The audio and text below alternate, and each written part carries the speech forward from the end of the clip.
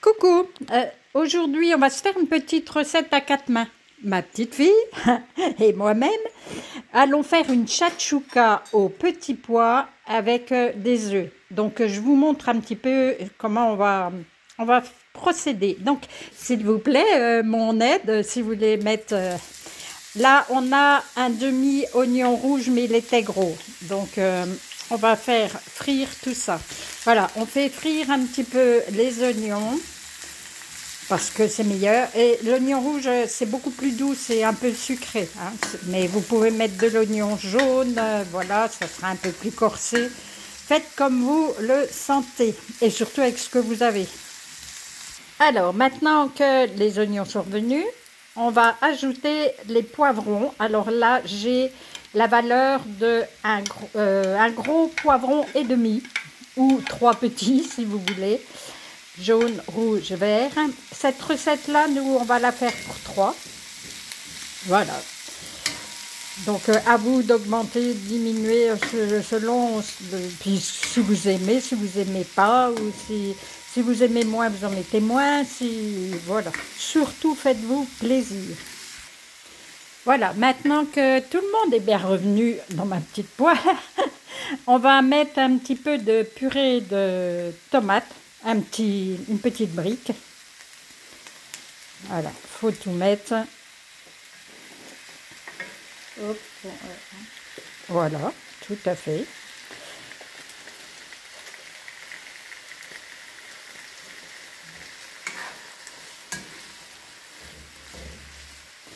On rajoutera une petite gouttelette d'eau.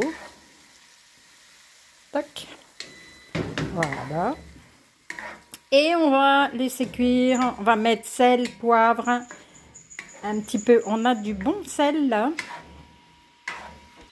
Un petit peu de sel pour grillade ou autre, mais il y a surtout beaucoup d'herbes dedans, ce qui permet de mettre moins de sel.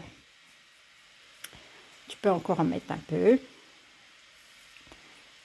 Bon, là, c'est bien. Un petit peu de poivre là, et puis ça va être parfait. Allez, un petit peu de poivre. Voilà. Alors, si vous aimez, mettez un petit peu de paprika fumé, mettez un petit peu de piment. C'est un plat qui adore ça. Faites-vous plaisir, franchement. Vous pouvez même ajouter, pour ceux qui aiment, un petit peu des lamelles très fines de chorizo. Ça aussi, ça va exaucer un petit peu le goût. Ou même le couper en petites lanières, quelques morceaux, mais ça va donner encore plus de goût. Voilà, ça bout, je ne sais pas si vous vous rendez compte, mais ça bout bien. Et là, on va ajouter une petite boîte. Je fais un peu de pub pour Bonduelle. Alors, c'est des petits pois. Ils sont cuits à la vapeur, donc on peut tout mettre comme ça. On ne va pas surmouiller le plat. Vas-y. Non, il n'y a presque rien comme... Voilà. Je ne sais pas si vous avez déjà fait une chachouka comme ça avec des petits pois, mais tout est bon. Vous pouvez le faire, vous pouvez ajouter des courgettes, mais hier j'ai fait un plat avec des courgettes, donc on va pas recommencer aujourd'hui. Ça sera nos petits féculents du jour. Voilà, on va laisser ça cuire à nouveau. Voilà, tout est cuit comme pour nous, on va aimer. Maintenant, on va casser des œufs dedans, comme une chachouka classique. Vas-y, tu peux y aller. La chachouka avec des tomates, des poivrons, des oignons, de l'ail et on casse les œufs après. On peut aussi faire, moi quand il me reste de la ratatouille, c'est souvent que je casse un œuf dedans et ça fait encore un repas supplémentaire.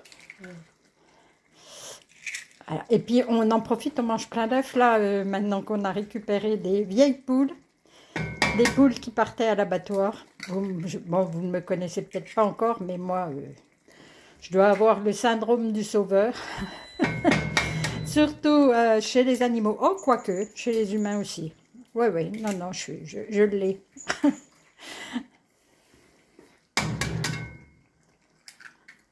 Nickel, ma petite fille.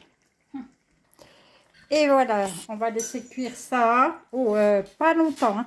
Je couvre et ça va. Il faut que les œufs soient chauds. Ils ne sont pas obligés d'être cuits. Si vous les préférez cuits, vous le laissez plus longtemps. Et puis voilà. Tadam! Alors, ça y est, nos œufs sont cuits comme nous on les aime. C'est-à-dire qu'ils vont couler quand on va les manger, quand on va se servir. Mais vous, je vous dis, vous faites comme vous voulez. Et dessus, c'est pas du persil, j'avais du cerfeuil frais juste à côté, donc j'ai mis du cerfeuil pour le petit goût un petit peu anisé qui va bien avec l'œuf également. Voilà, et ben je vous souhaite bon appétit et puis je vous dis à tout bientôt.